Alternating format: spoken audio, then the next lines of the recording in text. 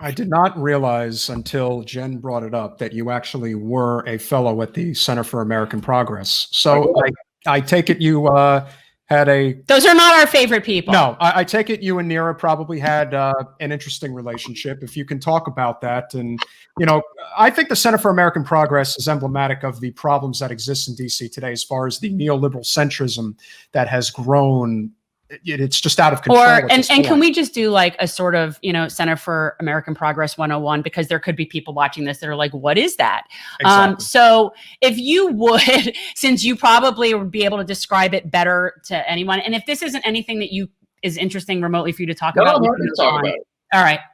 Yeah. So actually, that we're talking about it, I think I can show you. You see over there, up in the upper right corner. Yeah. Yes.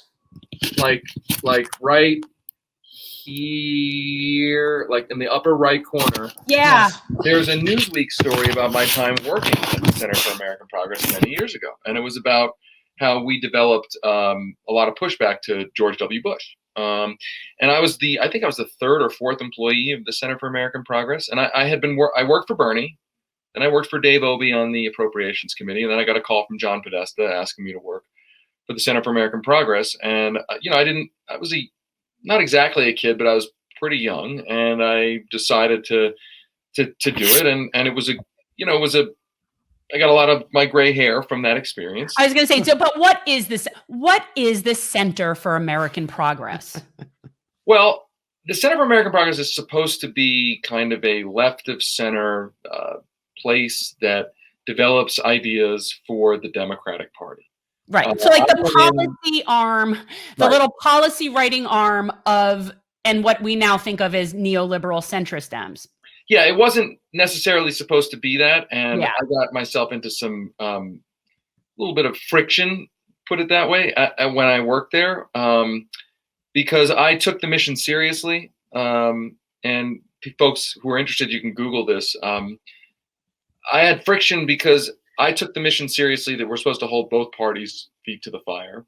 Yeah. That's what a 501c3, a nonprofit, is supposed to do, or at least, not be partisan. You can be ideological, but not partisan, and there's a difference. And actually, in 2005, Joe Biden's bankruptcy bill was finally, I think it was the third time it was getting a hearing in Congress under George W. Bush, newly reelected George W. Bush. And I published a report about the Democrats in the House who were working with the Republicans to help put Joe Biden's bankruptcy bill, which harmed consumers and helped the credit card industry, put that bill on George W. Bush's desk. And the House Democrats yelled at John Podesta about it. They dragged him in, had a meeting with him, yelled at him, told him, why is your guy doing this? Why is your organization doing this? And I got into some trouble. And my response at that point was, well, I thought we're supposed to hold both parties' feet to that. I thought, like, we're against this bill. I thought that's what,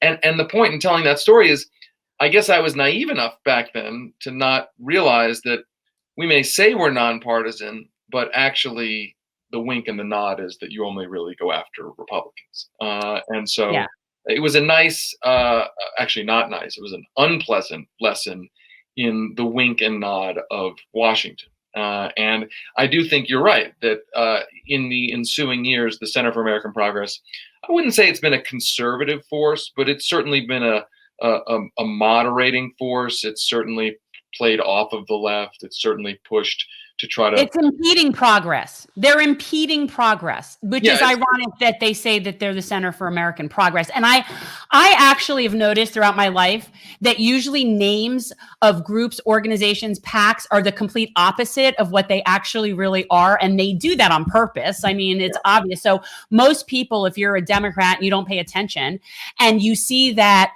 oh, this Center for American Progress, and they support Democrats, and you just would assume that they're on your team, and they're not.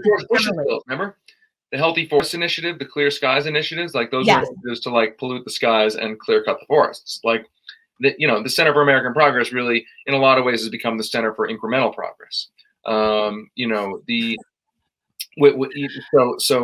Look, I agree with you, and I think that we need to understand, as a movement, like sort of who the allies are and who are not such allies. And you know, the thing is that I don't want to be over the top about it. It's a gradient, right? Like the Center for American Progress is not as bad as, you know, AEI and the Heritage Foundation and then the Republican Party, right? Like it's a gradient. And Cato Institute. Yeah, the Cato Institute, exactly. Of course. The whole, I mean, frankly, it's the whole spectrum except for the actual left, right? The left is not really. Well, because all the thing that they all have in common is they all answer to corporate donors. So they're only going to be able to be as far left as corporate will allow. So nothing is going to be Labor Party related. Like that's what I always say. We don't have a Labor Party.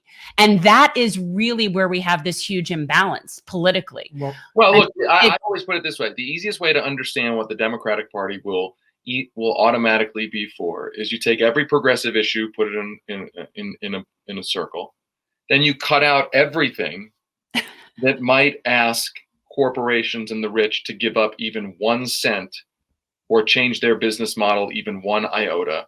And then you're left with like this little piece of your circle left. And that's what the Democratic Party will be for. So they're basically Republicans that are LGBTQ friendly.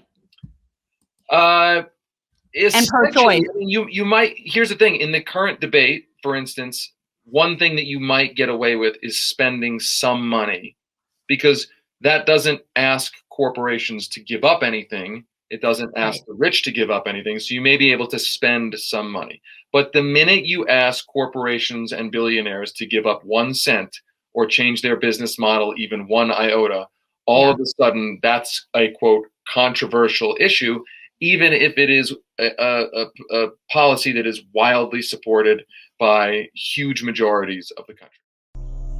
Thanks for watching. If you want to support our mission to transform politics into service, please like this video, subscribe, follow us on social media, and consider joining our Patreon, where you'll get early access to our interviews as well as other exclusive content. Links are in the description. Peace out.